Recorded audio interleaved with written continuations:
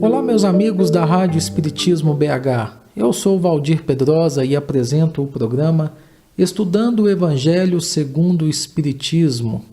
Estamos trabalhando o capítulo 23, Estranha Moral. Para iniciarmos os estudos de hoje, temos aqui uma passagem que se encontra no Evangelho de Lucas, capítulo 9, versículos 61 a 62. Onde o evangelista registrou da seguinte forma, abre aspas, disse também outro, Senhor, eu te seguirei, mas deixa-me despedir primeiro dos que estão em minha casa. E Jesus lhe disse, ninguém que lança a mão no arado e olha para trás é apto para o reino de Deus. Fecha aspas. Queremos destacar a partir de agora, algumas palavras destes dois versículos, a fim de facilitar o nosso entendimento. Então temos nessa passagem que o homem que se aproxima de Jesus diz, eu te seguirei, mas deixa-me despedir primeiro dos que estão em minha casa.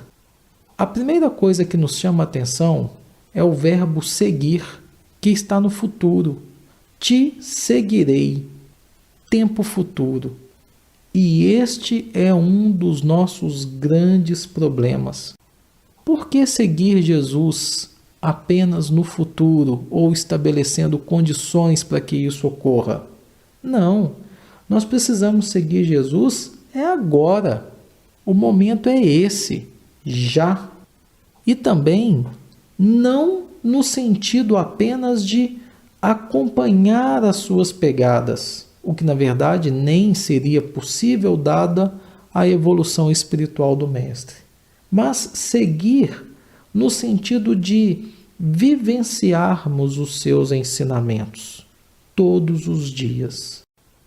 Ok, podemos até estar dispostos, em termos de futuro, a seguir Jesus, mas até lá, muitos fatos podem acontecer no presente, fatos estes capazes de minar a nossa vontade e o nosso entusiasmo.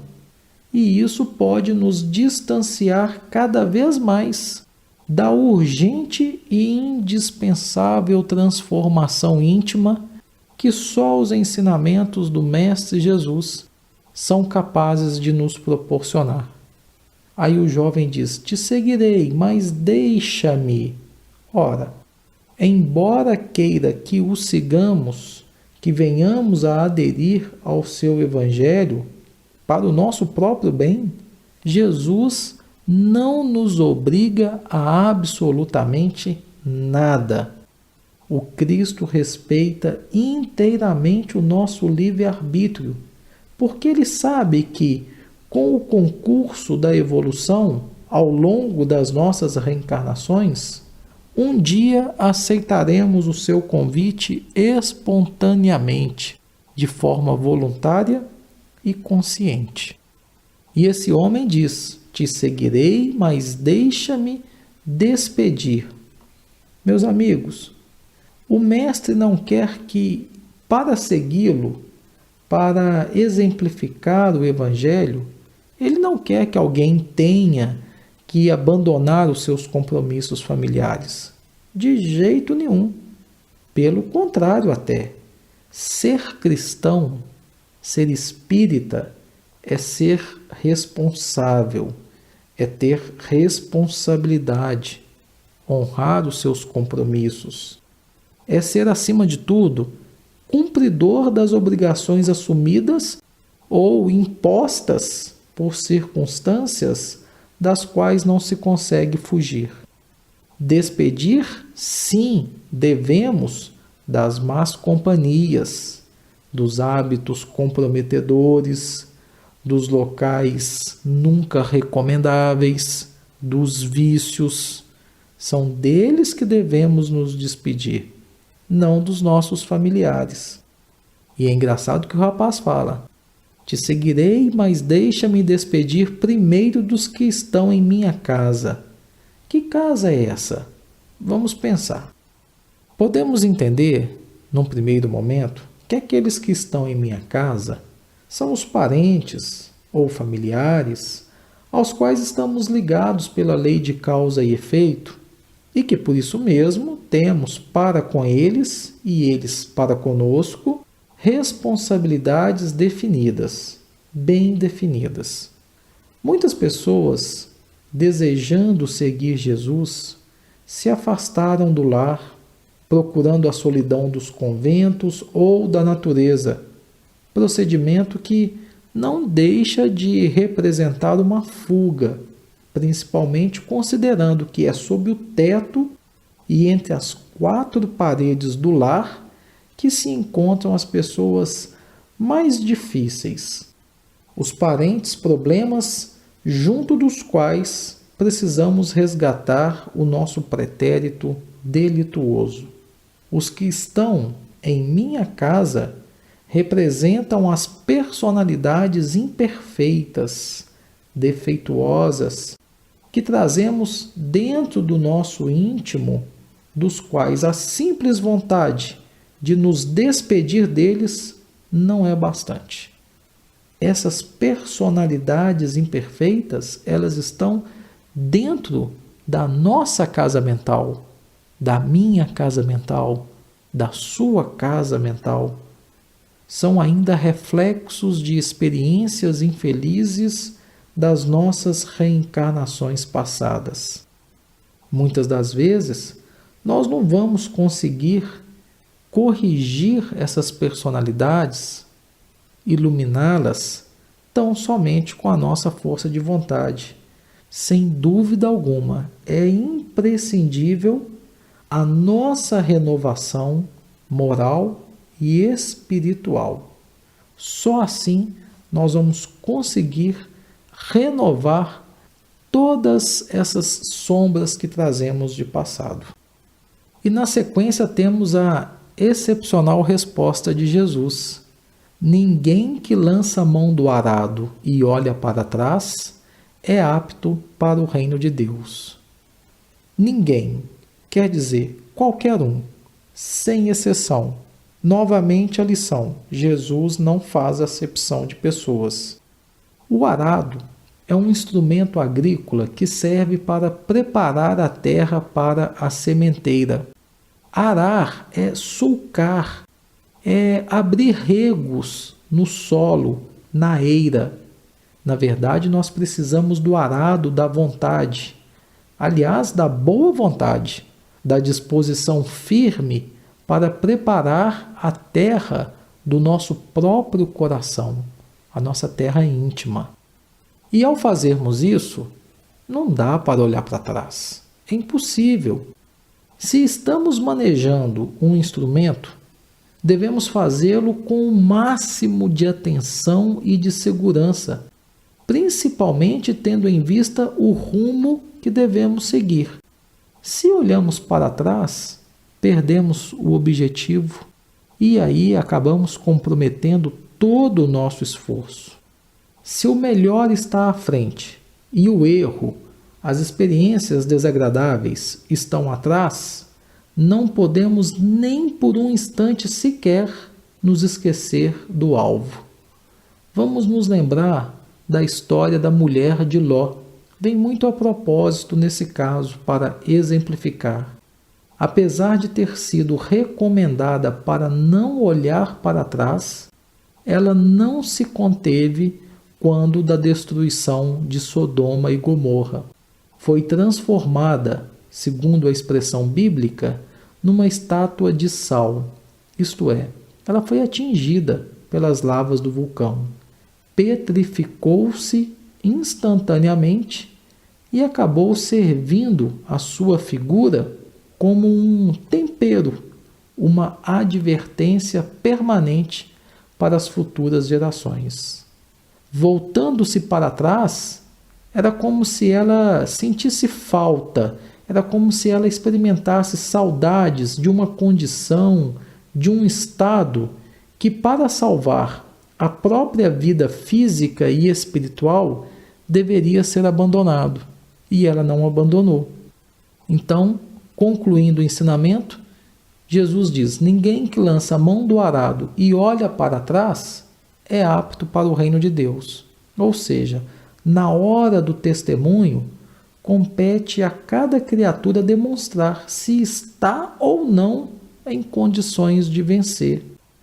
Como a prova pode vir quando menos se espera, convém estarmos vigilantes todo o tempo. O êxito, o sucesso, depende de cada um.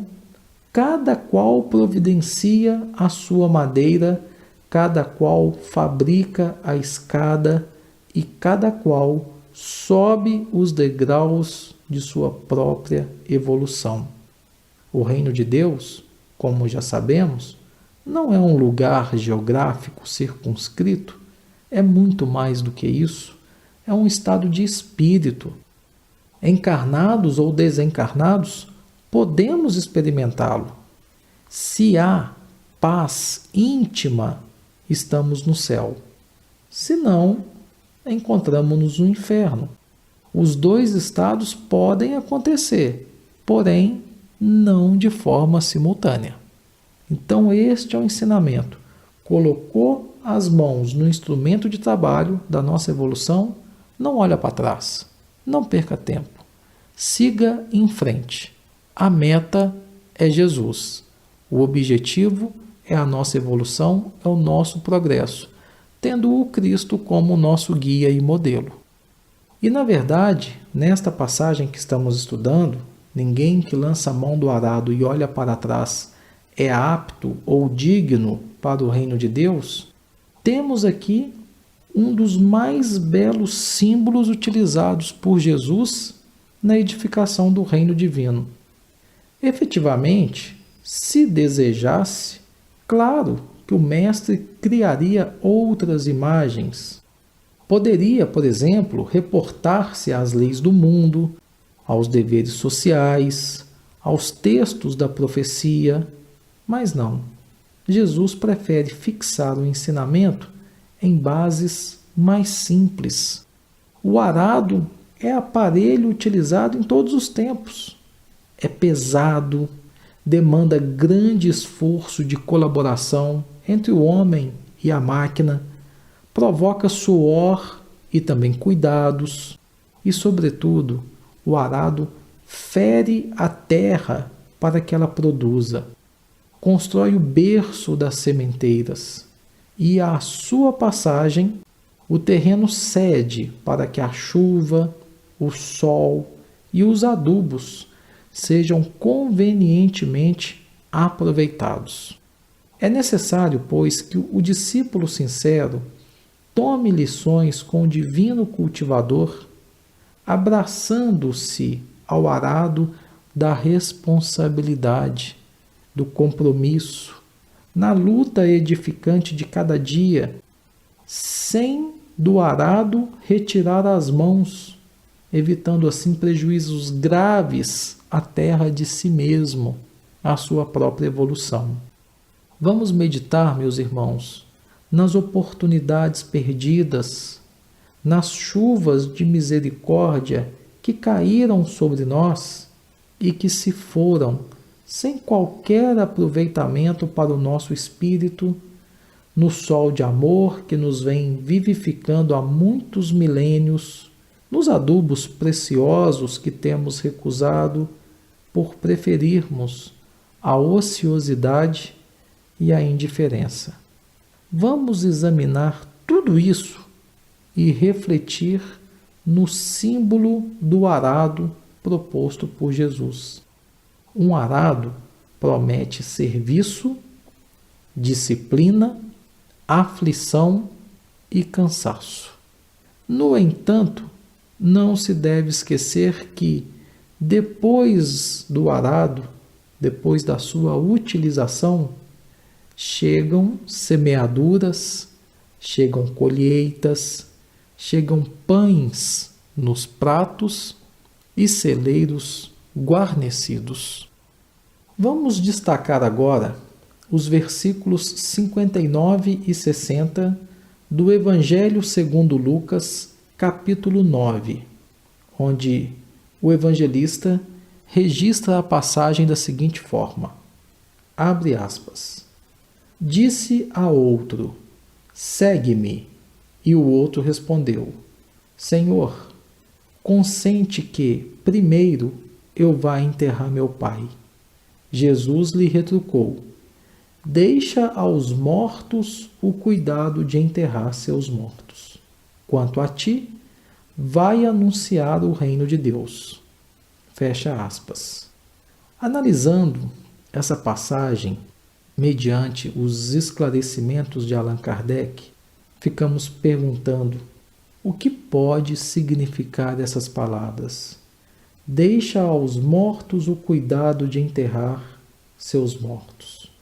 As considerações precedentes mostram, em primeiro lugar, que nas circunstâncias em que tais palavras foram proferidas, não podiam conter, obviamente, nenhum tipo de censura àquele homem que considerava ali um dever de piedade filial o fato de ir sepultar o seu pai. Não cabe nenhuma censura a ele. Tem, no entanto, um sentido muito profundo esse ensinamento, que só o conhecimento mais completo da vida espiritual podia tornar perceptível. Só o Espiritismo, com a sua chave, pode abrir a porta do conhecimento do Evangelho para a gente. Allan Kardec nos ensina que a vida espiritual é, sem dúvida nenhuma, a verdadeira vida, é a vida normal do espírito. A vida terrestre, para o espírito, é transitória, é passageira, é como se fosse uma espécie de morte, se a compararmos ao esplendor e à atividade da vida espiritual. Sabemos, com a doutrina espírita, que o corpo físico, em verdade, não passa de uma simples vestimenta grosseira que temporariamente reveste o espírito. Para muitos, é um verdadeiro grilhão que o prende à gleba terrena, do qual ele se sente, com toda certeza, muito feliz em se libertar. O respeito que aos mortos se consagra não é a matéria que o inspira. Na verdade, é pela lembrança. O espírito ausente é quem o infunde. Ele é análogo àquele que se vota aos objetos que lhe pertenceram, que ele tocou e que as pessoas que lhe são afeiçoadas guardam como relíquias. Era isso o que aquele homem não podia por si mesmo compreender. E aí Jesus o ensina. É como se o mestre dissesse a ele assim, meu filho, não se preocupe com o corpo. Pensa antes no espírito. Vai ensinar o reino de Deus. Vai dizer aos homens que a pátria deles não é a terra, mas sim o céu, porquanto somente lá é que transcorre a verdadeira vida. Vamos analisar algumas palavras desses versículos. Bem, quando o homem diz a Jesus, Senhor, deixa que primeiro eu vá enterrar meu pai. Deixa que primeiro. Ora, meus irmãos, quando se trata da prática do Evangelho, todos nós sabemos que não cabe adiamentos. O momento é o agora, é o hoje. Tudo que é verdadeiro, bom e útil, tudo que é construtivo, pode ser feito simultaneamente. A maior parte dos problemas dos quais, em geral, mais tarde nos lamentamos, decorre da preterição, tendo em vista que Jesus só nos chama para aquilo que representa um bem para nós. Então, se o mestre diz, segue-me, não tem essa de esperar, não tem essa de postergar, de adiar. Aceita. Se o convite chegou, é porque já estamos em condições de atendê-lo. Mas aí aquele homem, ele declina do convite e pede a Jesus, deixa que primeiro eu vá enterrar meu pai. Inicialmente, é imperioso a gente considerar que ninguém enterra o seu pai ou a sua mãe. Na verdade, ninguém enterra ninguém. O que nós enterramos são os restos mortais dessa ou daquela pessoa. O que nós enterramos são corpos físicos. E ninguém é corpo físico. Nós não somos corpos físicos. Nós somos espíritos. Então ninguém enterra pai, ninguém enterra mãe. Enterra-se o corpo do pai, o corpo da mãe, os seus restos mortais. Dar sepultura aos corpos físicos, sem dúvida alguma, é uma iniciativa louvável, inspirada pela caridade, inclusive. Aquele homem poderia estar providenciando o sepultamento e, não obstante, estar perfeitamente sintonizado com o programa de Jesus. O Pai, não podemos nos esquecer, simboliza também na lei de ação e reação, ou de causa e efeito, o Pai simboliza a causa, a razão, o motivo. Nós somos as consequências de nós mesmos. Somos tanto pais, causa, quanto filhos, efeitos de nós mesmos. Esta é uma realidade da qual não temos como fugir. Mas aí Jesus lhe observou: deixa aos mortos o cuidado de enterrar os seus mortos, e você vai e anuncia o reino de Deus. Bem, quando Jesus diz, deixa aos mortos o cuidado de enterrar os mortos, percebemos que ele não se referia a defuntos. Ele não fala em defuntos, ele fala em mortos. Então ele está se referindo a vivos, a pessoas vivas, a criaturas que são materialistas, voltadas unicamente para questões do terra a terra, questões imediatas. São pessoas vivas na terra, porém mortas espiritualmente falando. E de fato, há muitas coisas no mundo que para um cristão têm valor muito relativo. Por outro lado, tem coisas mais importantes, que são mais dignas da sua atenção. E cada um se interessa por determinadas coisas. Vai de acordo com o interesse de cada pessoa.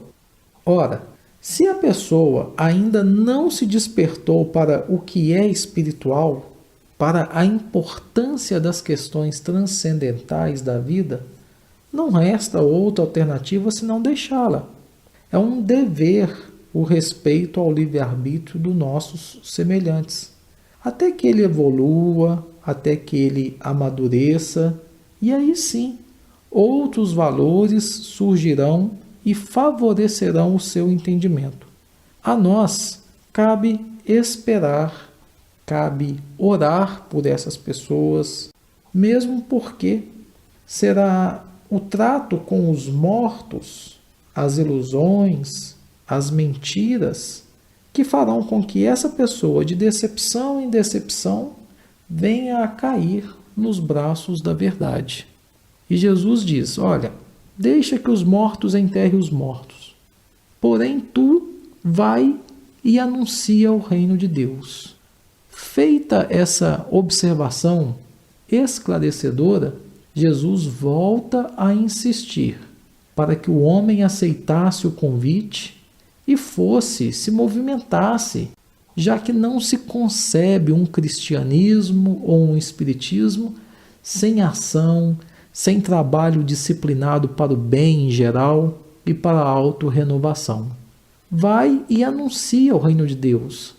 Anunciar tanto pela palavra, mas principalmente pela ação, Porque se a palavra é ouvida, o bom exemplo arrasta. Jesus, passando pela terra, marcou o mundo de tal maneira que a sua conduta dividiu o nosso tempo em antes dele e depois dele.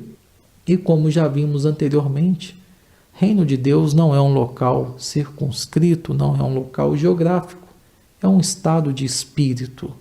Está no íntimo de cada pessoa. É um estado em que a alma está em paz consigo mesma, com as criaturas e com Deus.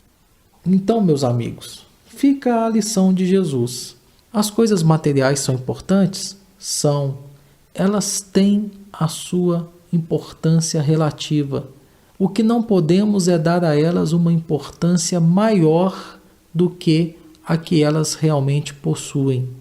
Vigilância para que possamos dividir bem o nosso tempo entre as questões materiais e não nos descuidarmos de forma alguma das questões espirituais. Dedicarmos, inclusive, um tempo religiosamente, todos os dias, para a prática do bem, para a vivência dos ensinamentos de Jesus.